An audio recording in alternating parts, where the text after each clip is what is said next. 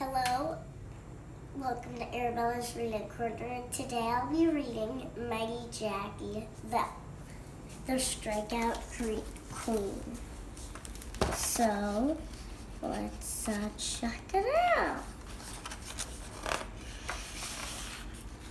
It was April 2nd, 1931, and something amazing was about to happen.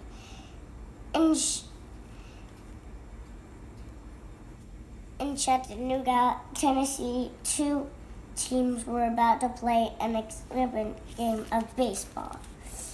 One was the New York Yankees, a legendary team with famous players, Babe Ruth, Lou Gehrig, and Tony Lazzari.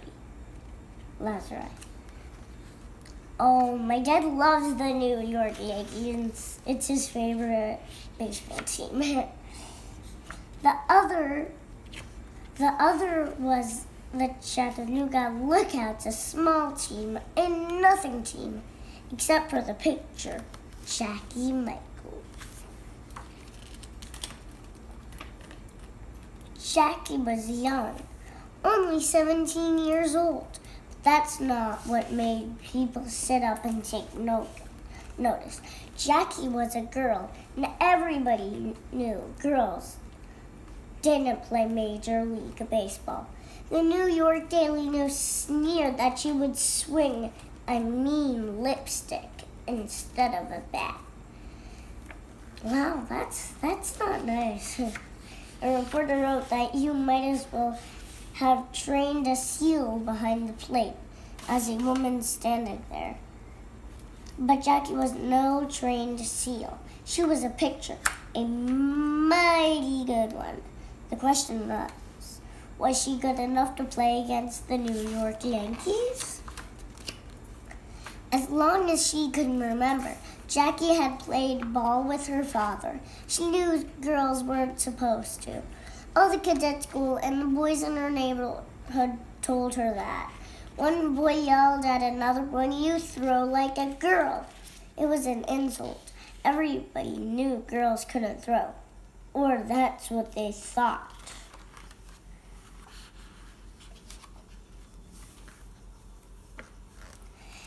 Day after day, in the neighborhood sandlot, Jackie's father told her differently.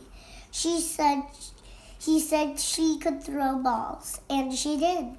She ran bases, swung the bat. By the time she was 8 years old, Dazzy Vance, the star pitcher for the Brooklyn Duggars, had taught her how to pitch. A real pitcher talking to the little girl was all Jackie needed to start dreaming of playing in the World Series. Her father saw her talent, and so did Dazzy. He told her she could be good at whatever she wanted, as long as she worked at it. And Jackie worked at baseball. She worked hard. She practiced pitching till it was too cold and dark to stay outside. She threw balls under her shoulder until her shoulder ached and her fingers were closed. She pitched until her eyes blurred over and she couldn't see where she was throwing. But it didn't matter. Her arm knew. And now she was finally going to have her chance to play on a real baseball team and pitch to real players. The stands were packed. A crowd of 4,000 had come to see the strange sight of a woman on the pitcher's mound. She stood tall on the field and looked back at the crowd in the bleachers. They were waiting for her to make a mistake, and she knew it. They were waiting for her to prove that baseball was a man's game, not her game. It is my game, she muttered to herself and bit her lip. The Yankees were up top of the first, and the batter was walking up to plate. Jackie was ready for them, the ball tight in her left hand. Except the batter was Babe Ruth. Babe Ruth, the home run king, a big mountain of a man, and Babe didn't like the idea of a woman pitcher at all. He thought women were too delicate for baseball. They never make good, he said. It would kill them to play ball every day. He walked to the plate and tipped his cap at Jackie.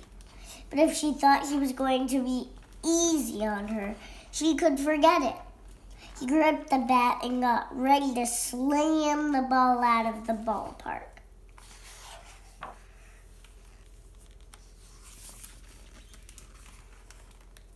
Jackie held the ball like it was part of her arm, and when she threw it, she knew exactly where it would go.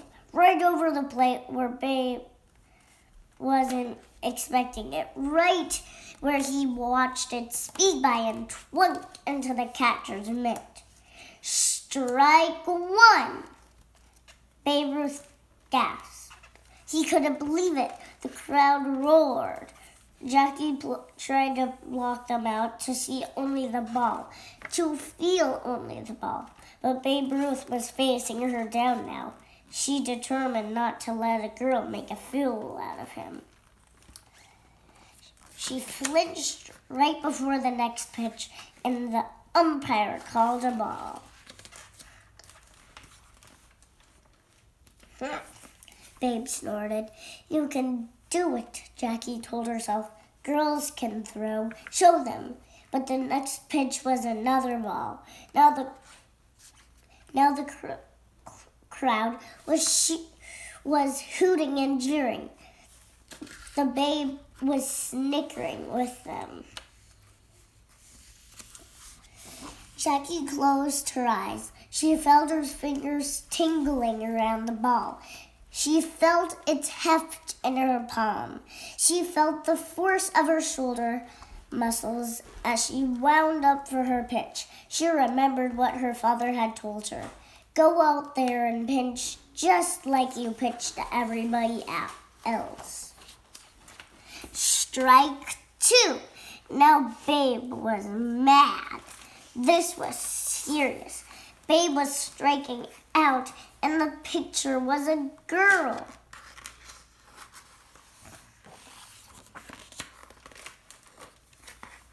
Jackie wasn't mad but she wasn't scared either. She was pitching, really pitching, and it felt like something was happening the way it had always been meant to. She knew the batter would expect the same pitch and close high, even if the batter was Babe Ruth. So this time she threw the ball straight down the middle and with all the speed she could put on it. Strike three! Babe Ruth glared at the umpire and threw the bat down in disgust.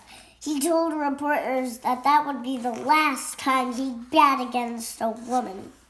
The crowd was stunned. A girl had struck out the Sultan of Swat. It couldn't be. It was a mistake, a fluke.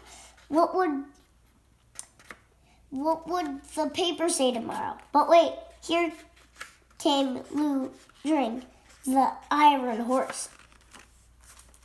He stood up to the plate. He'd show her. She couldn't strike him out, too.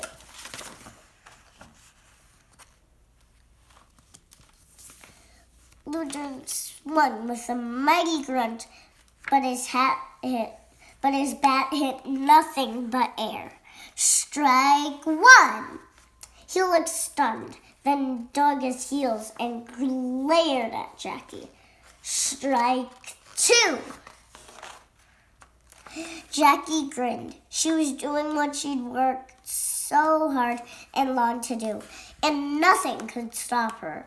She pitched the ball in the way she knew best, a lefty pitch with a low dip in it.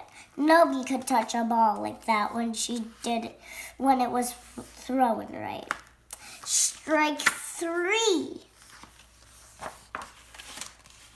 The crowd, so ready to boo before,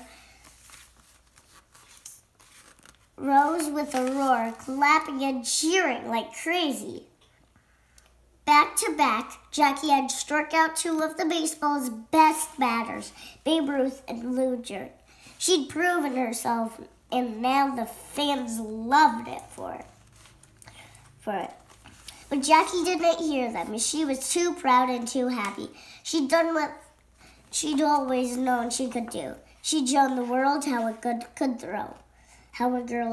throw, as hard and as fast as the far she wanted. I hope you enjoyed the book.